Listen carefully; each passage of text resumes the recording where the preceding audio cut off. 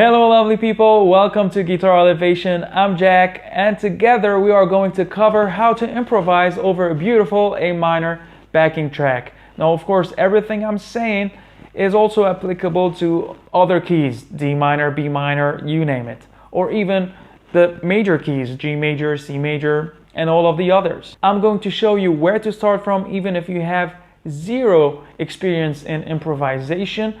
I'm also going to show you what options do you have, what scales you should know, where to play them. And this is going to benefit all of you guys, the late beginners, intermediate, advanced intermediate, and even advanced players. There's always something to learn from for each and every one of you guys. So if you're ready, let's do that. All right, so we have this backing track in A minor. Let's listen to that. We are going to play over this part. So now the chords, they're coming. All right, so we're playing F, G, A, G. It was important for me to show you the chords because they're gonna play an important part. Now, of course, even if the track is in A minor, which means we can improvise in A minor, it's also important to know what are the chords in that track. What is the chord progression? It's going to help us a lot. Now, let's start with the basics first. You need to have a bunch of scales in your bag of tricks, in your bag of scales. Most basic scale would be the pentatonic minor. Of course, we're playing in an A minor, so it's the pentatonic in A minor. The first shape of that scale is this one. So, of course, this is the first scale you need, and it could be the only one. I mean, you could only use the pentatonic, there's no problem with that. It's about how you use the scale and not what you know. So even if you know 1,000 scales, but you don't know how to apply them, it's not gonna help you. So even if you know this A minor pentatonic, you're good to go. Now, the second scale we need to know is obviously the A minor scale, the natural A minor, or Aeolian, some people would call it if we're talking about modes. Okay, so that scale will be this one.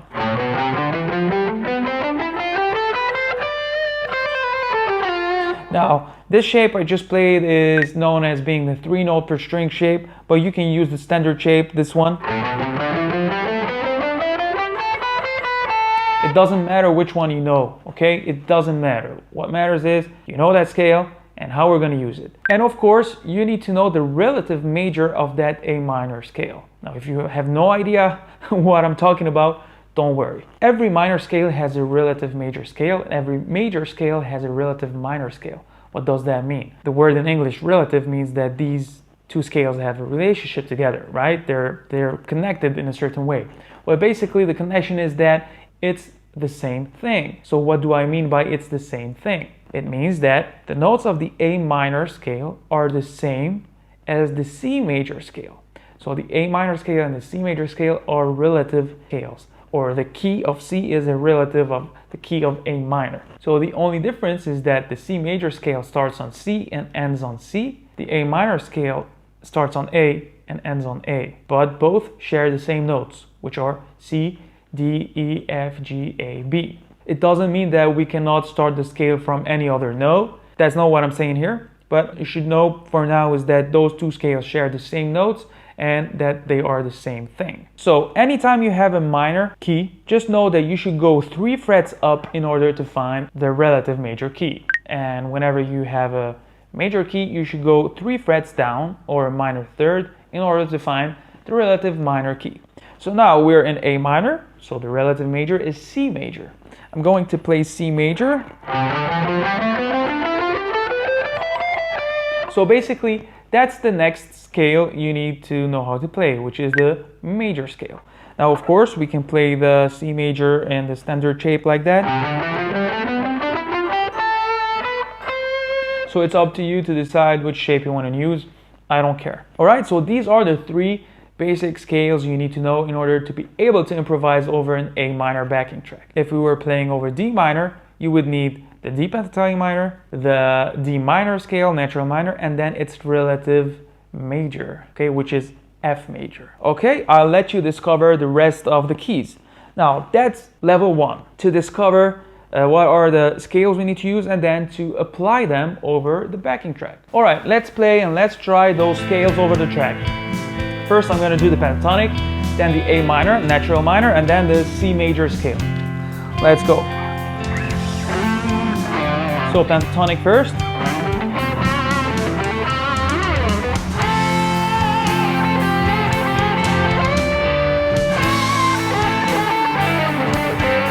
Now, of course, if you know more than one position,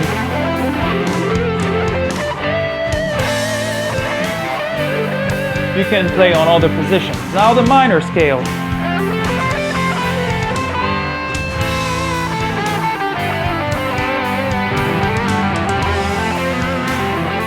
Now the C major.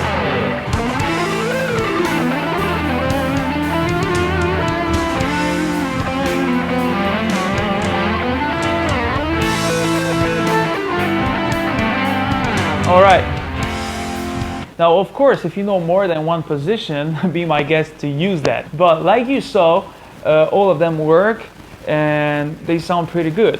Now, here's the thing. They sound pretty good, but when it comes to the C major scale, we need to basically try to hit more of the notes that are related to the A minor chord, which are basically the A note, the E note, and the C note. And you can find them here. So that's the E note, A note, and the C note.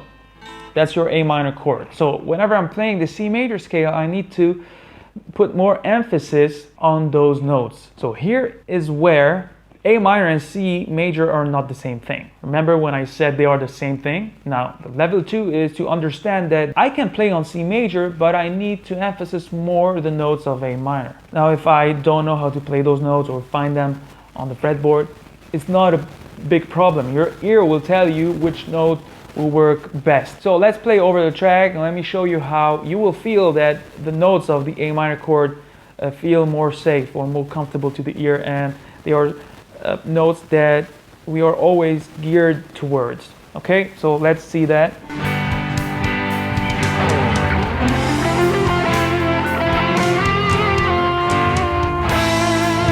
All right, so that's an E note here, which is part of the A minor chord, and you feel it's a safe note.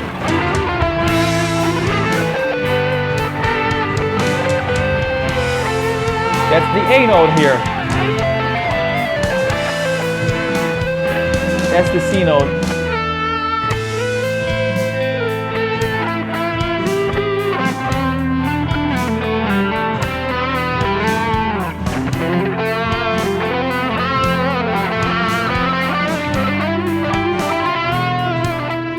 So that E note, that C note, and that A note were very comfortable and were safe notes. This is what I mean with A minor and C major are the same thing, but they are not actually the same thing.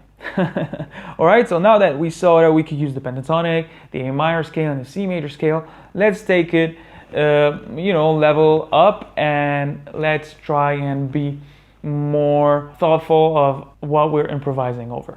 Alright, so remember when I told you about the chord progression in that specific part of the track? We had F, G, and A. Well, what I'm going to do here is I'm going to use the root note of those chords in order to create a melodic line. That melodic line will be my bass line, my safe place that I can rely on. And then later on, I'm going to start embellishing and adding notes as we go, and revert back to this line whenever I'm out of ideas or not sure where to move next on the fretboard. You will need that, especially if you're new to improvisation and the fretboard is kind of still, not totally mastered for you. So let's put the track and let me show you.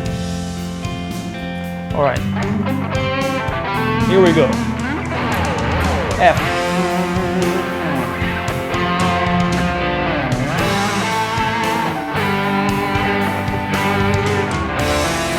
F,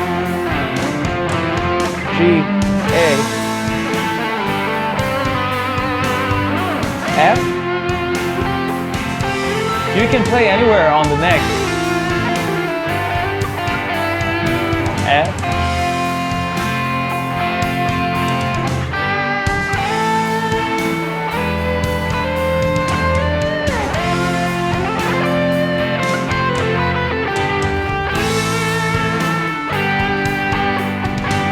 Okay, so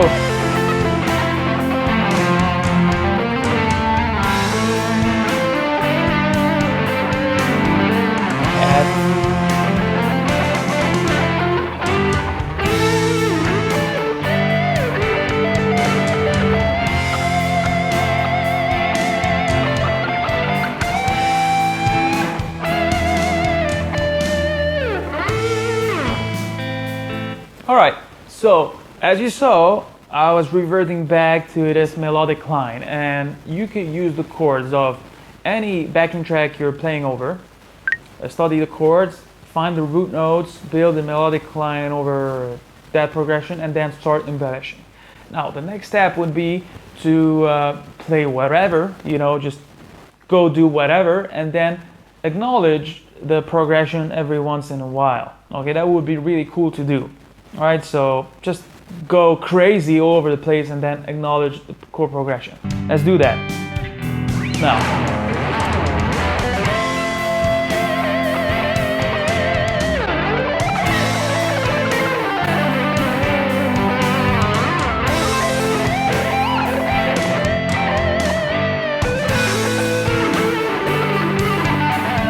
let's acknowledge.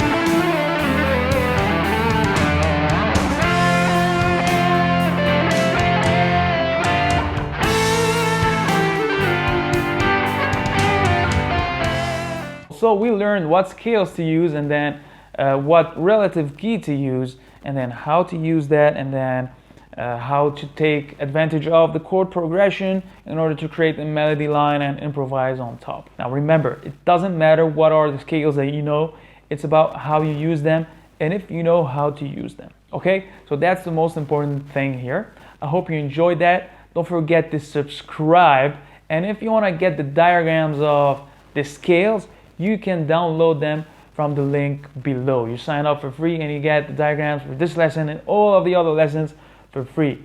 Enjoy. Let me know in the comment section if you like this or not and what other types of content you want, and I'll see you in the next lesson. Peace.